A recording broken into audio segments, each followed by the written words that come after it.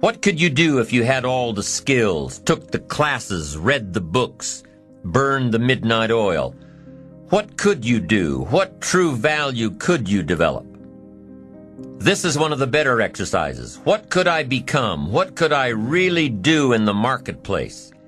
In enterprise, home, family, experience, love, friendship, marriage. How valuable could I become? Am I valuable enough to work on what's not working so I can reach my full capacity? If I'm operating at 20%, what could I possibly do with the other 80%? Once you start understanding how valuable you are, it's a whole new experience. Understanding self-worth. It plays a major role in our ability to be self-enterprising. Our self-worth makes the difference between being lazy and being active.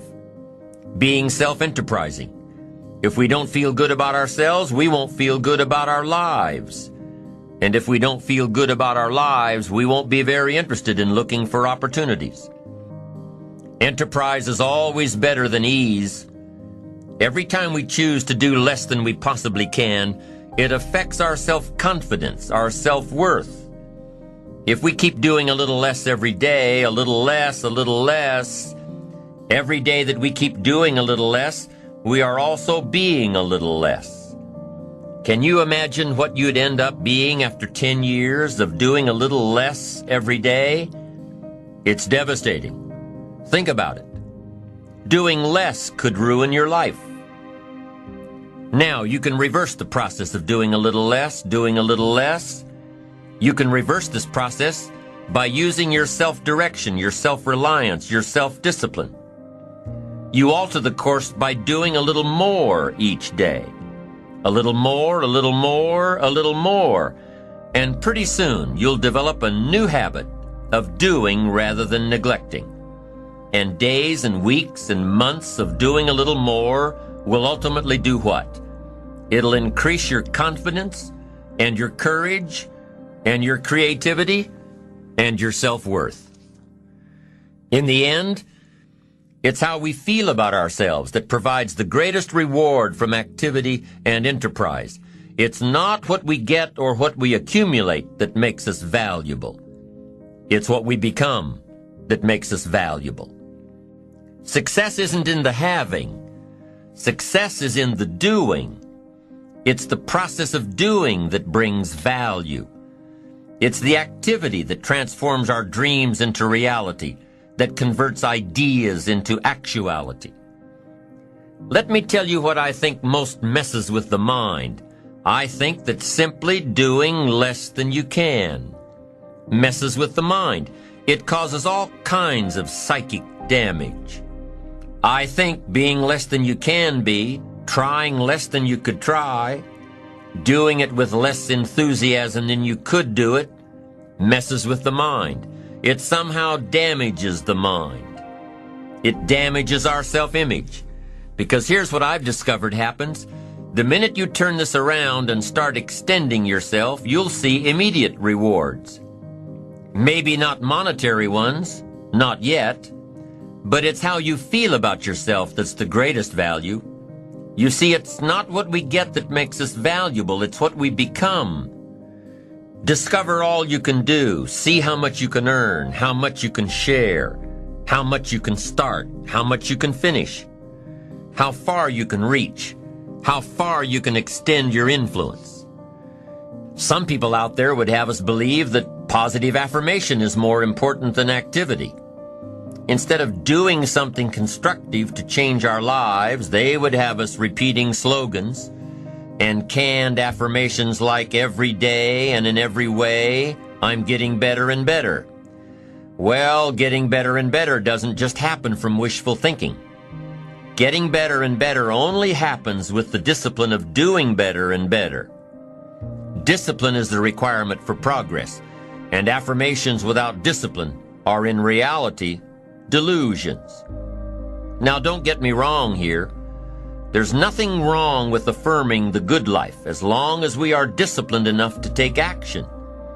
Affirmations can be effective as long as we remember two very important rules. Number one, we should never allow affirmation to replace action, activity, enterprise. Feeling better is no substitute for doing better. And number 2, whatever we choose to affirm must be the truth.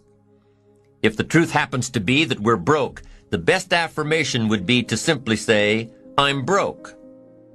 Wow, face it, accept it, be responsible for it, and change it.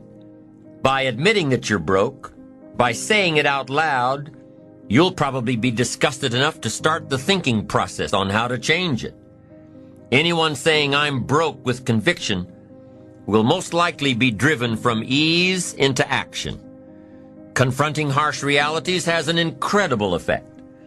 Confronting the truth and then applying the discipline to express the truth instead of disguising it inevitably leads to positive change. And reality is always the best beginning. You see, within reality lies the possibility to create our own personal miracle. Our own personal miracle, and the power of faith starts with reality. If we can bring ourselves to state the truth about a situation, then, as the saying goes, the truth will set us free. Here's another old saying, faith isn't faith unless it's all you're holding on to. If your life and circumstances have resulted in a situation that is ugly, call it ugly. If you've lost it all, admit that you've lost it all. Be responsible to it. And if faith is all you've got left, use it. Create your own personal miracle. Once we understand and accept the truth, the promise of the future is freed from the shackles of deception. Once we accept the truth, the promise of the future will pull us.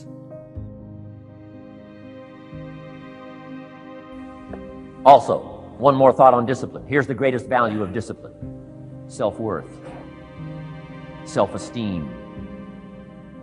People are teaching self-esteem these days, but they don't connect it to disciplines. The least lack of discipline, and it starts to erode our psyche. One of the greatest temptations is to just ease up a little bit, right? The slightest lack of doing your best starts to erode the psyche.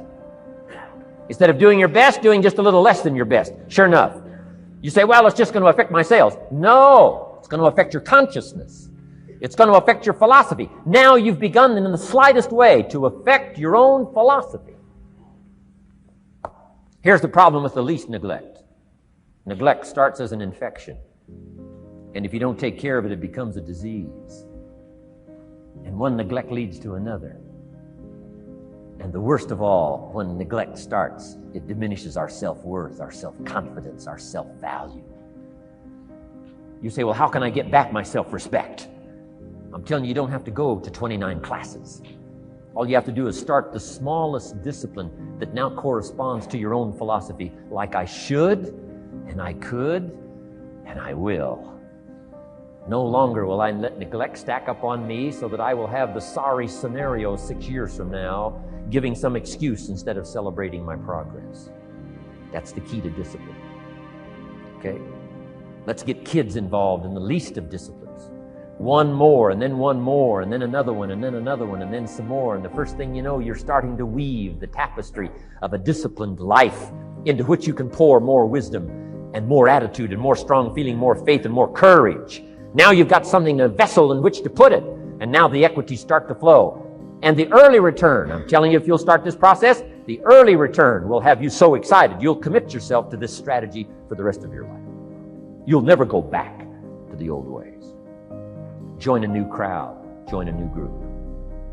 The disciplines to do it. Take action.